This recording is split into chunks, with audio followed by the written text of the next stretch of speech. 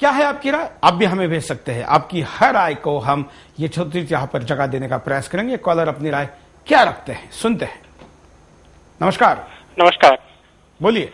मेरा सवाल ये है कि जैसे एनसीटीसी के माध्यम से जो कानून व्यवस्था है, अब एनसीटीसी के केंद्र सरकार क्या साबित करना चाहती कि जो राज्यों के जो कानून का क्षेत्र, कानून में जो कानून पास करना होता है राज्यों का क्षेत्राधिकार में होता है, वो उसको लेके हमें लगता है कि कहीं ना कहीं केंद्र सरकार राज्यों से वो उस क्षेत्राधिकार को छीन लेना चाहती है ताकि वो राज्यों पर अपना नियंत्रण कर सके। तो ऐसा कुछ क्या है कि जिससे जो केंद्र सरकार जो है वो राज्यों पर विशेषाधिकार, अपना अधिकार जमाने के लिए एनसीटीसी को लाना चाहती है।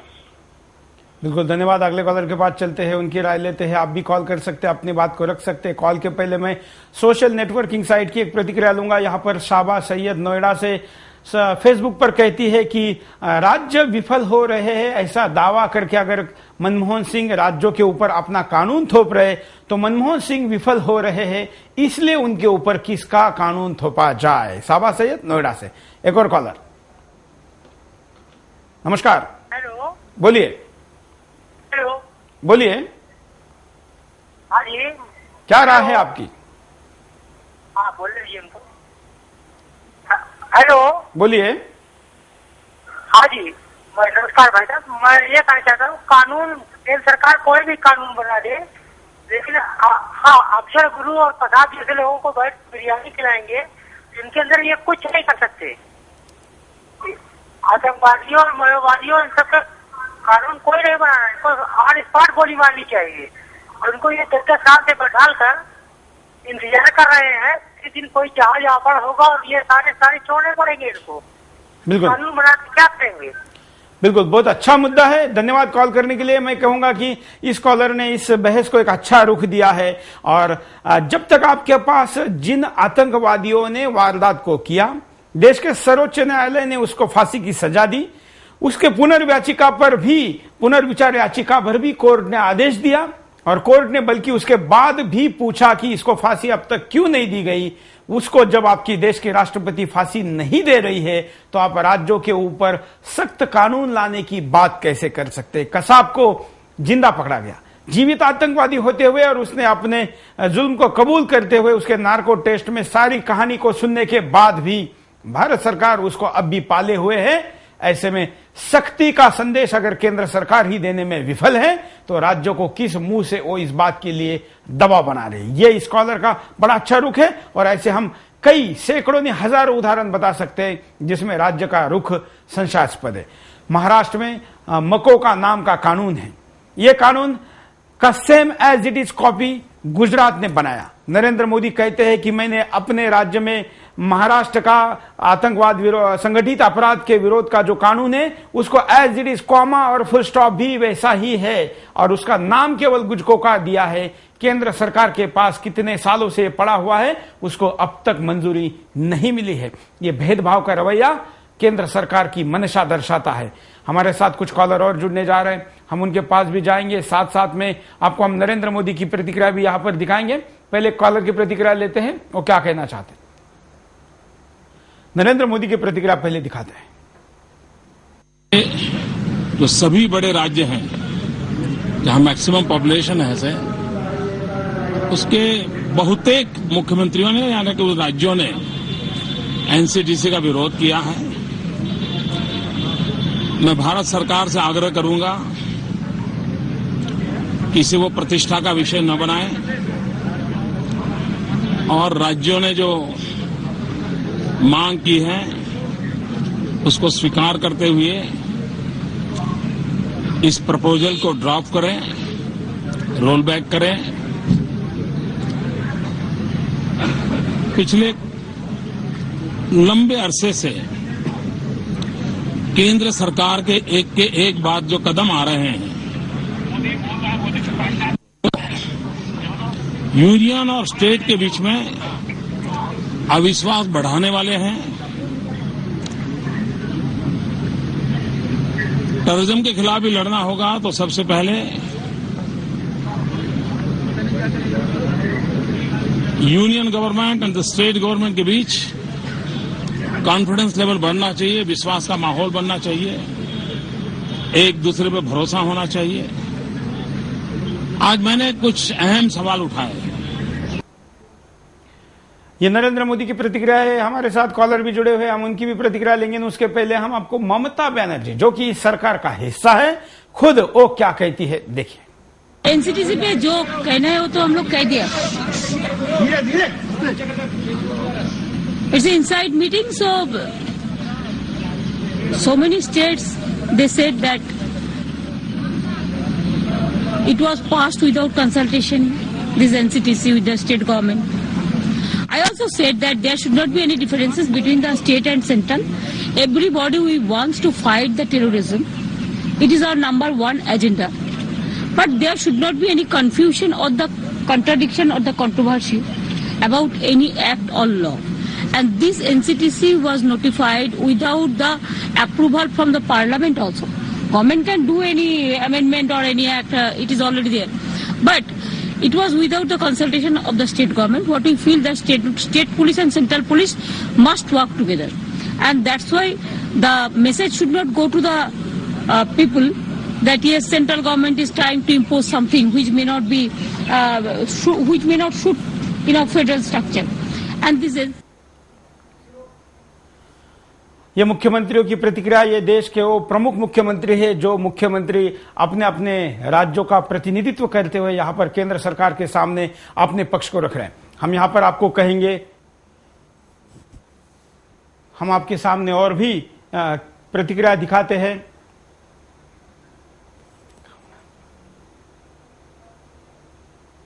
ये नवीन पटनायक उड़ीसा के मुख्यमंत्री हैं, ये क्या कहते हैं सुनिए। Also, that the NCTC should not be a part of the IB, the Intelligence Bureau, which is controlled by the Government of India. And again, all the operations taken in the states by the central forces should be joint operations with the assistance of the state police force. ये आप मुख्यमंत्रियों की प्रतिक्रिया देख रहे हैं। साथ साथ में हमारे पास सोशल नेटवर्किंग साइट पर भी कई प्रतिक्रिया आई है, कई फोन कॉल भी है। हम आपको सोशल नेटवर्किंग साइट ऑर्कुट पर आई हुई प्रतिक्रिया दिखाते हैं कि ये प्रतिक्रिया वही है जो मैंने थोड़ी देर पहले दी थी। ये वॉशिंगटन डीसी से सतीश कह रहे हैं कि अमेरिका का फॉर्मूला भारत में कैसे सूट हो सकता है। अमेरिका एक अलग शासन प्रणाली है और भारत एक अलग शासन प्रणाली है, लेकिन हमारे देश के कुछ नेताओं को अमेरिका ने कुछ गलत भी किया तो उसको अपने देश में लागू करने में सम्मान महसूस होता है, और यही सम्मान है कि भारत की यहां गलती पर गलती होती जा रही है। और एक सोशल नेटवर्किंग साइट पर प्रतिक्रिया आई है फेसबुक पर माला पटेल अहमदाबाद से कहती है कि नरेंद्र मोदी के साथ विशेष भेदभाव हो रहा है क्योंकि आने वाले चुनाव में मोदी फिर जीतेंगे। यही बात केंद्र सरकार को हजम नहीं हो रही है। यह कानून केवल गुजरात के खिलाफ के लिए बनाया जा रहा है।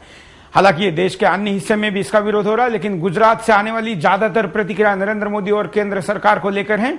शायद गुजरात में यह माहौल बन रहा है कि यह कानून केवल गुजरात को दबाने के लिए है, लेकिन अकेले गुजरात पर इसको थोप नहीं सकते, इसलिए बाकी राज्यों पर भी इसको थोपा गया है। एक और कॉलर से बात करते हैं। जी, मैं भास्कर बोल रहा हूँ। बोलिए। मुझे लगता है जो सरकार, केंद्र सरकार बार बार कह रही है कि हम एनसीटीसी के द्वारा आतंकवाद को रोकना चाहते हैं। हमारे देश के अंदर इतनी सारी एजेंसियां हैं, पहले से आईबी है, रॉ है, और स्टेट लेवल पर भी कई सारी एजेंसी काम कर रही हैं। तो फिर बार बार सिर्फ एजेंसी बनाने से क्या होगा? आपके पास आतंकवादी हैं, उनको आप खिलाए जा रहे हैं, पिलाए जा रहे हैं। अफजल है, कसाब है, उनकी फांसियां रोकी रखी हैं आपने। दूसरी तरफ आप कह रहे हैं कि हम आतंकवाद के खिलाफ लड़ना चाहते हैं। आज भी खबर आती है कि देश के अंदर आतंकवादी घुस गए।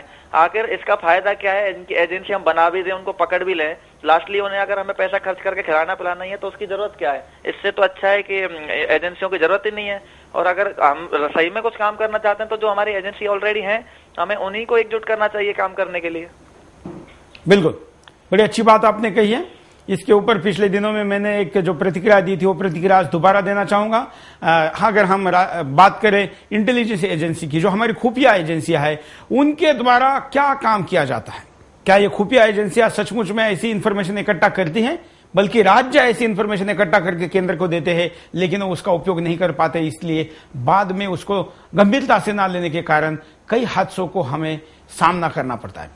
केंद्र की कई एजेंसियां अन्ना क्या कर रहे हैं? क्या अन्ना का आंदोलन कहाँ चल रहा है, अन्ना के फोन कॉल क्या हो रहे हैं, अन्ना के साथ कौन जुड़ रहा है, उनको कैसे तोड़ा जा सकता है, बाबा रामदेव का क्या चल रहा है, सुब्रमण्यम स्वामी क्या कर रहे हैं, टीवी चैनल वाले क्या कर रहे हैं, इन सारी इंफॉर्मेशन में इकट्ठा करने में ही अगर केंद्र की इंटेलिजेंस एजेंसियों का समय जाता है, शक्ति जाती है, सामर्थ्य जाता है, तो देश के विरुद्ध देशद्रोही क्या कर रहे हैं ये खोजने के लिए उनके पास समय कहाँ है। क्योंकि सरकार और मंत्री की जिम्मेवारी या पहली प्रायोरिटी बाबा अन्ना सुब्रमण्यम स्वामी है या राष्ट्रवादी ताकतें क्या कर रही हैं। यह है एक और कॉलर। नमस्कार। नमस्ते सर। बोलिए। प्रवीण सिंह यूपी से बोल रहा हूँ सर। हाँ सर, मेरी यह है कि मेरा क्वेश्चन यह है कि क्या एनसीटीसी अगर लागू हो जा रही है राज्यों में तो इससे यह नहीं होगा कि राज्य सरकार जो है वो कहीं कहीं प्रतिबद्ध हो जाएंगे अपने कायदे कानून से। तो सर इसमें मैं कह रहा हूं कि अगर एनसीटीसी अगर लागू हो रहा है तो केंद्र सरकार हर राज्य को किसी न किसी तरह से एमएनएस बांध देगी ऐसे कि वह अपने कार्य प्रणाली में कुछ नहीं कर पाएंगे सर। बिल्कुल जी सर। केंद्र सरकार राज्यों को बांधना चाहती है, जैसे सीबीआई का दुरुपयोग होने के हमेशा आरोप लगते रहे हैं। भारत सरकार के पास जितनी भी एजेंसियां हैं उनका दुरुपयोग होने के आरोप ही इतने हैं कि किसी नई एजेंसी को शुरू करने का मतलब उन्हीं के कदमों पर चलने जैसी बात को लोग दोहरा रहे। सरकार के खिलाफ इस प्रकार का माहौल देश में सही नहीं है, लेकिन सरकार के खिलाफ किसी राज्य का, वो भी सहयोगी राज्य सरकार का माहौल कैसे सही हो सकता है। अगर हम बंगाल की बात करें तो बंगाल की मुख्यमंत्री ममता बनर्जी जो कि सरकार के साथ है, उनका समर्थन है, उनके दल के सांसद इस सरकार में मंत्री है, इस सरकार को समर्थन दे रही, इसलिए सरकार बची हुई है। लेकिन फिर भी ममता बनर्जी उसको विरोध कर रही है, जयललिता इसको विरोध कर रही है, फारूक अब्दुल्ला केंद्र सरकार में है वो भी इसे विरोध कर रहे। कश्मीर से लेके कन्याकुमारी तक और मुंबई से लेके आसाम तक जितने भी राज्य हैं गैर कांग्रेसी सरकारों ने इसका विरोध किया है। हम एक और कॉलर के पास भी जाएंगे, आपकी प्रतिक्रिया भी लेंगे, देखते हैं आपकी भी क्या प्रतिक्रिया यहां पर आई है। पहले कॉलर से बात करते हैं। नमस्कार। इंदल कुमार चौहान सऊदी अरब से बोल रहा हूँ। बोलिए सर। इतना कानून बनाने की क्या जरूरत है, बांग्लादेश छोटा देश लेकिन फिर भी इतना सख्त कानून बना है, एक हफ्ते में 2 हफ्ते में उसका पूरा निष्कर्ष निकाल देते हैं, फांसी पे चढ़ा देते हैं। कोई नहीं बोलता है कि हाँ इसको फांसी पे नहीं चढ़ाओ, नहीं करो, वो नहीं करो। इंडिया में अगर किसी का फांसी भी हो गया तो आधा आदमी बोलेगे कि फांसी नहीं दो, आधा बोलेगे फांसी दो। ये सब कानून ऐसा होना चाहिए कि उसका कोई विरोध न करे तो सही रहेगा। धन्यवाद। हेलो। और एक कॉलर के पास चलते हैं, उनके राय भी देखते हैं क्या है। बोलिए।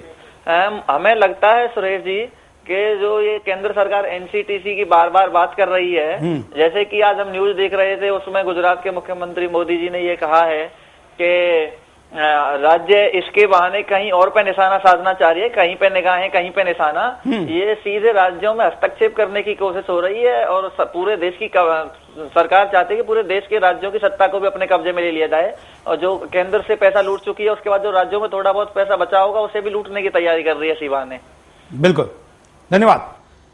हम आपको परिणाम दिखाते हैं कि क्या परिणाम होते हैं अगर ऐसी चीजें की जाती हैं। देखिए, राज्य सरकारों के अधिकारों का हनन होगा।